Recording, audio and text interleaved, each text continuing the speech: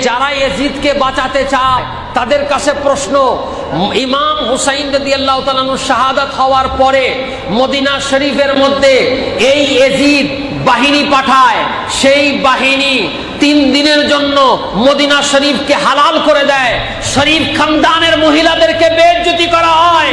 3 দিন পর্যন্ত মদিনা শরীফের মধ্যে আযান ও ইকামত হয় নাই। একজন তাবেঈ সাঈদ ইবনুল মুসাইয়্যিব রাদিয়াল্লাহু তাআলা আনহু তিনি বলেন, আমি মসজিদে নববী থেকে বের হতে পারি নাই, আমি মিম্বার শরীফের নিচে লুকায়িত ছিলাম। খোদার কসম, এই 3 দিন মসজিদে নববীতে আযান হয় নাই, ইকামত হয় নাই, জামাত হয় নাই। এই 3 দিন ইয়াজিদ বাহিনী, এই নুমাইর নামে সেই বেয়াদব মুস্তাকে রাসূল, গুস্তাখ আহলে বাইত, ইয়াজিদের অর্ডার ছিল মদিনা তোমাদের হালাল করে দিলাম, যা ইচ্ছা করো। এই 3 দিন মদিনায়ে পাকের রওজায়ে আতহারে মসজিদে নববীর সামনে গাদা গরুকে বাঁধা হয়েছে, আস্তাবল ছিল, আযান হয় নাই, ইকামত হয় নাই। সাঈদ ইবনুল মুসাইয়্যিব বলেন, আমি খুদ রওজায়ে আতহার থেকে আযান ও ইকামতের আওয়াজ পেয়েছি, আমি ওই আযান ও ইকামতের নামাজ আদায় করেছি। ভাইরা আমার, কথা শেষ নয়।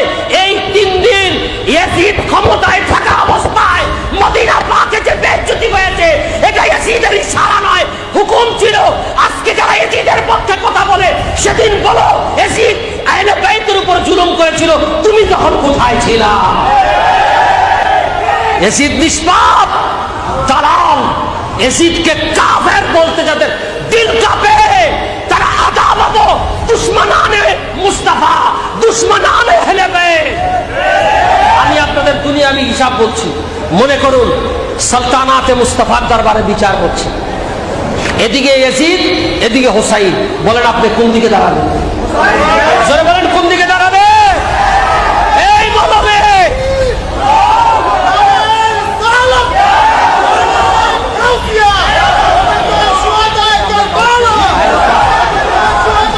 কারবালা। ইয়াজিদের ব্যাপারে কোনো কম্প্রোমাইজ। ওই বেটা, তোর পোলার নামে ইয়াজিদ রাখোস না কা? এত সব যখন তোর পোলার নামে ইয়াজিদ রাখ, তোর পোলার নামে ইয়াজিদ রাখ। গাদ্দার, তোর পোলার নামে ইয়াজিদ। মানুষ খুশি হয়ে ছেলের নাম রাখে হাসান হোসাইন, কেউ ইয়াজিদ রাখে।